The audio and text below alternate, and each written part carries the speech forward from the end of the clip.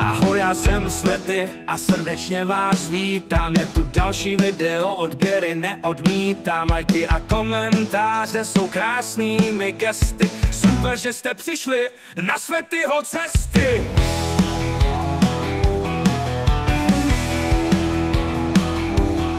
Svetyho cesty jsou autem, pěšky nebo na kole, přes hory, přes lesy a nebo přes pole. Cesty ke splnění našich snů, po kterých tak toužíme. Žijeme jen jednou, splnit si je zasloužíme.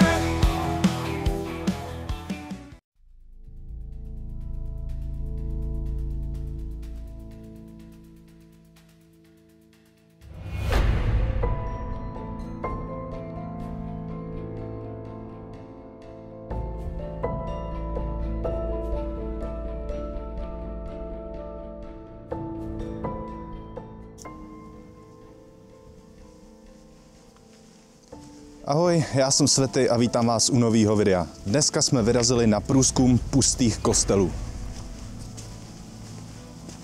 Pusté kostely jsou soustava převážně umělých jeskyní v pískovcových skalách při říčce Svitávka mezi obcemi Velenice a Svitava na Českolipsku. Celá oblast podél říčky Svitávky v délce necelých 3 kilometry od obce Svitava směrem k Velenicím je protkaná mnoha jeskyněmi většinou umělými. Vznikaly v různých obdobích a za pomocí různých technik. V některých prostorách údajně žili středověcí mniši a je pravděpodobné, že některé i sami hloubily. Jiné byly vytvořeny v 18. století kvůli písku, surovině k výrobě zrcadel, případně pak upraveny pro jiné využití. Mimo několika jeskyní označovanými pusté kostely jsou v okolí další a také otevřené, dávno již opuštěné menší lomy. Údolí Svitávky v tomto úseku je zalesněné a téměř neobydlené. Nevedou tudy značené trasy pěších turistů. Kopce nad údolím nejsou vysoké.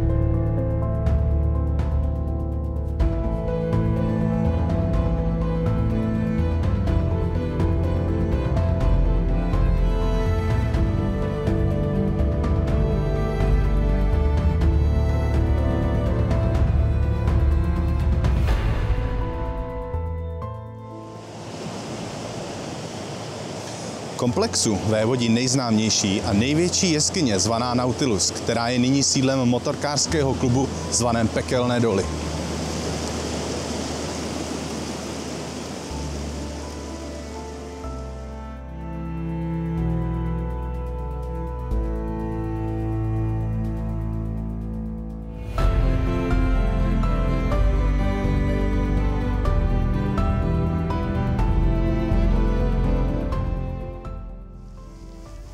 Zrod těchto největších prostor je nejistý. Existuje domněnka, že její základ vytvořili příslušníci jednoty bratrské po bitvě na Bílé hoře, aby se zde ukryli.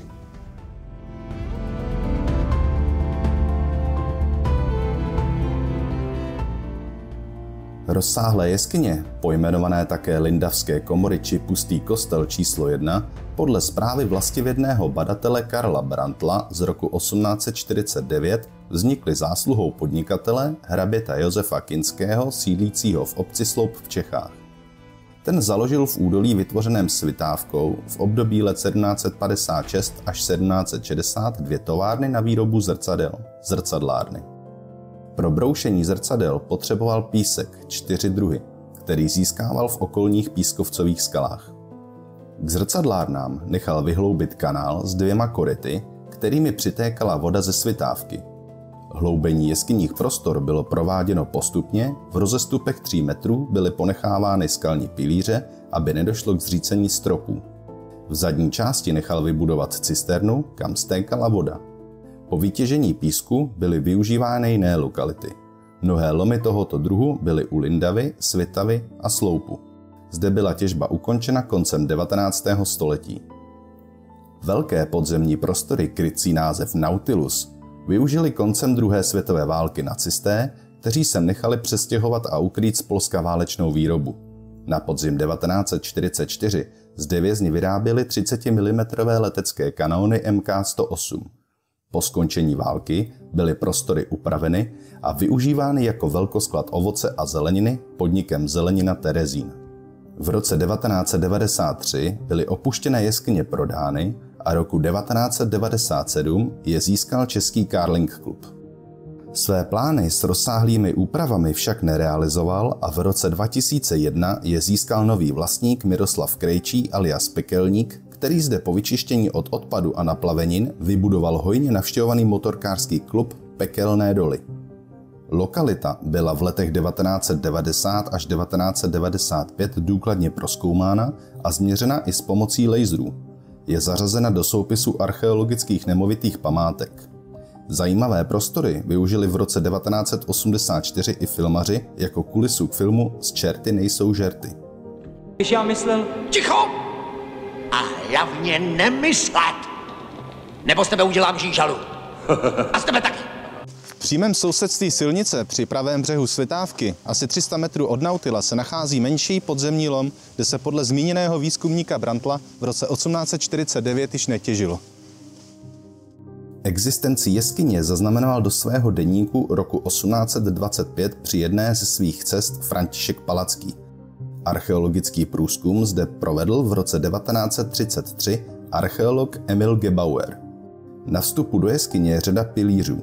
Na stěnách byly četné skalní kresby, reliéfy, většinou novějšího data. Vpravo od vchodu do podzemních prostor je uchován skalní reliéf ukřižování. Část prostor byla později zavalena.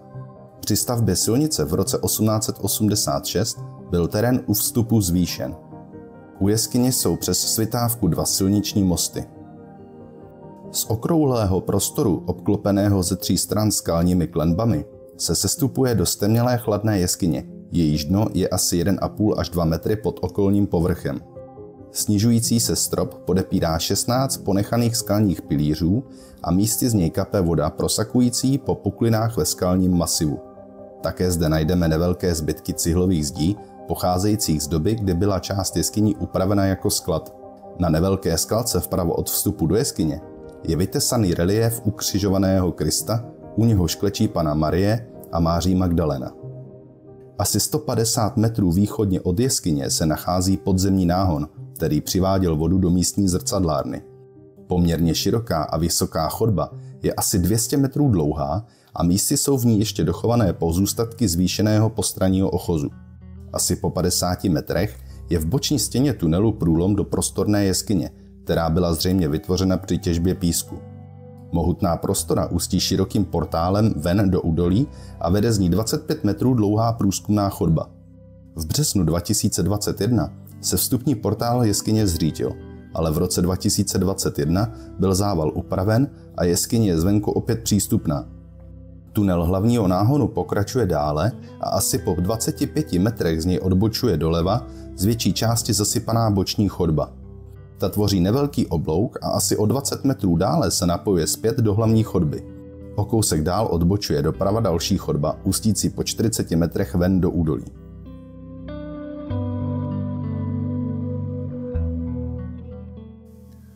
No a my se teďka chystáme na průzkum.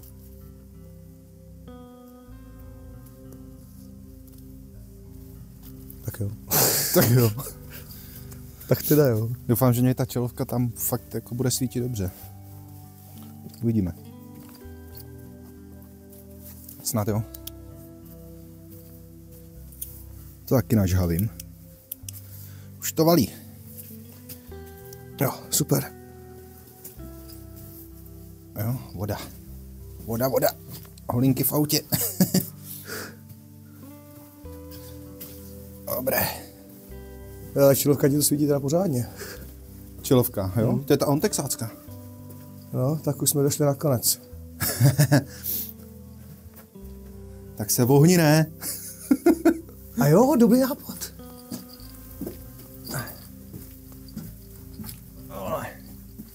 Je to tady trošku nižší, no. Už se můžeš narovnat? Ještě ne.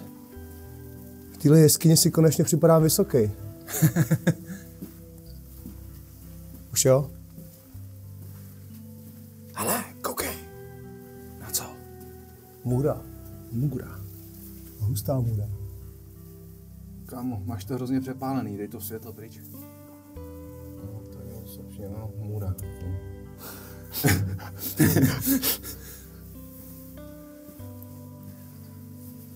Ty vole, tak já už se narovnal. Tady to asi bylo výdejní okýnko. Já jsem chtěl ukázat, vole, jak jsem se narovnal, totálně se přepálil tou čilovkou obraz. Jo? Tady máš na jídlo. Jo. Na dezert. Ty vole, tak tady prostrčíš tak horálku. Tady jsou případně reklamace. Jo, to je ta velká jeskyně. Teď jsem točil jeden z těch komentářů. Tak to jsem nevěděl, že ta chodba vede sem. A pokračuje ještě dál? Půjdem. Někam. Někam. Zjistíme.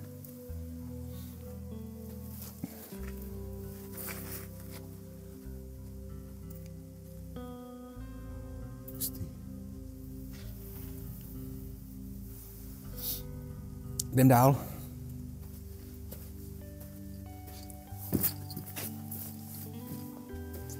Ochu, teď jsem myslel, že se tady vypneš, ty vole, o tu skálu. Ale slyším lidi. Jo? Myslíš, že se jim vyhnem? No, jestli ne, tak budou na YouTubeku. Ne, když tak vycenzuruju obličeje.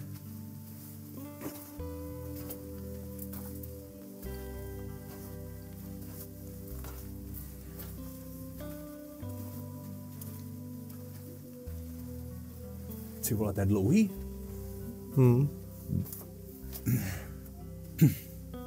Ty kráso, no tak na to nejsme ustrojený. Já mám normálně civilní bundu, že jo. O kalhoty by ani nešlo, ale o bundu, jo. A taky vypadá, že to vede docela daleko. Zrovna dneska mám často vypadný oblečení. No, každopádně, když na tohleto video dáte aspoň 1000 lajků, tak uděláme návrat v lepším oblečení a celý to tady prolezem.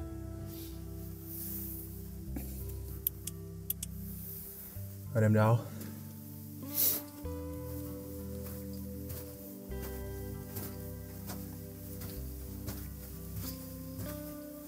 Aspoň tam nebudou ty turisti. Cože? Aspoň tam nebudou ty turisti. Turisti? No. Že tady budou? Ne, že tam aspoň nebudou. No. Tam ne. Kdo by tam les, že jo? Jenom prdlouši jako my. No. Úplně mě štve, že mám vypraný oblečení čistý, krásný. No já bych tam teďka taky nemohl, ty vole, já mám fakt civilní bundu, to by mě Martička zabila, vole. No asi tak nějak, manželka by mě přerazila. Ty vole, hele, tady to odbočuje, kam to vede? Hele, ven. Ven? Ven. Fakt ven? Ano. Ne, že bych ti nevěřil, ale... Ne, jako, jestli chceš, že ty si mě ještě jednou, kam to vede. Kam to vede? Půl jedný. Zítra? Ne, ven. Jo tak? A jo, tak už ti věřím. Ale jsem na průzkumu, víš co? Musím to projít. Jasně, chápu.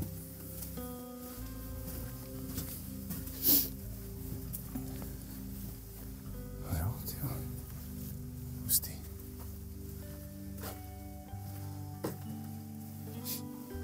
Super. Ale ven se nám ještě nechce. Tady krásný nic. Ty já jsem z toho nadšenej, ty vole. Já jsem doufal, že to bude aspoň ta voda. Že co s vodou? Kdyby tady aspoň byla ta voda, víš, že by to já taky jsem rád, že tady není. tajemnější. Taky to. Bys to hezky rozlíhal.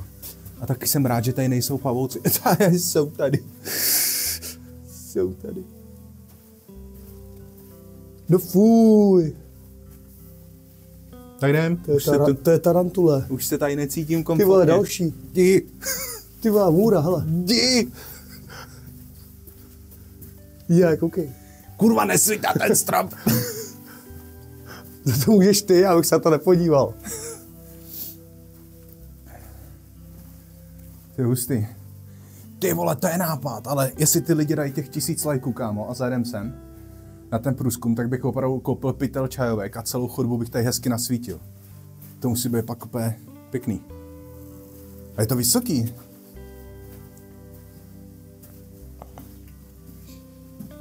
Tady mám tak ještě metr nad hlavou do stropu. Já víc.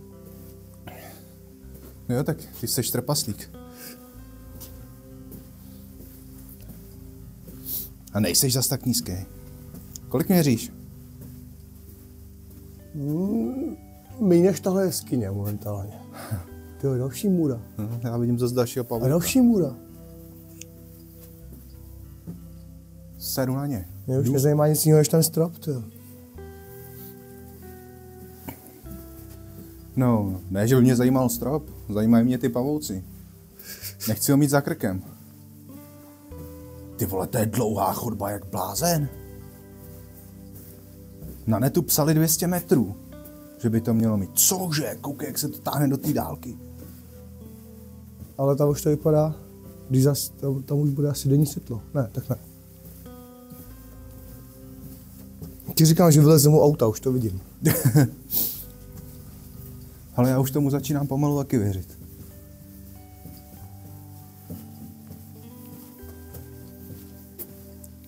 Už se to zase Jo, snižuje. denní světlo. Jo? Tak to by odpovídalo těm 200 metrům. Už jsem zase vysoký. Jo, já už jsem se taky skrčil.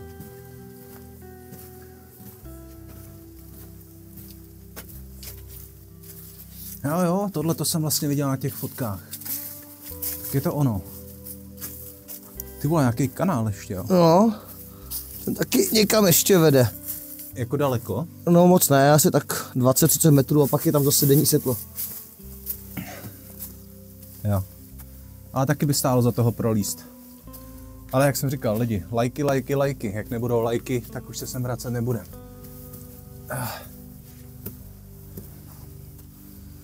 Paráda. Hustý, zážitek. Cože, kde to jsme? No to vůbec nevím. Cože? My jsme pak vylezli u auta, vole. Nekecej. Tady je? Ty vole. Tak my to tady půl nehledáme, máme to 100 metrů od auta. Ty děláš kozy. Nedělám, ty jo. Na to. Fakt jo? Ty vole, tak to je dobrý. Ty vole, ale tam jsme šli díl? Nevracím se, hele, nevracím. Pokud se vám video líbilo, tak budu strašně rád za lajky a lajků ať je tady opravdu co nejvíc, když jich bude aspoň těch 1000, tak sem ještě přijedeme a prolezeme tu jeskyni celou. Kdo ještě nemá odběr se zvonečkem, tak to můžete právě teď napravit, aby vám neuteklo další pěkný video a já se budu těšit zase příště. Pro dnešek vše, ahoj!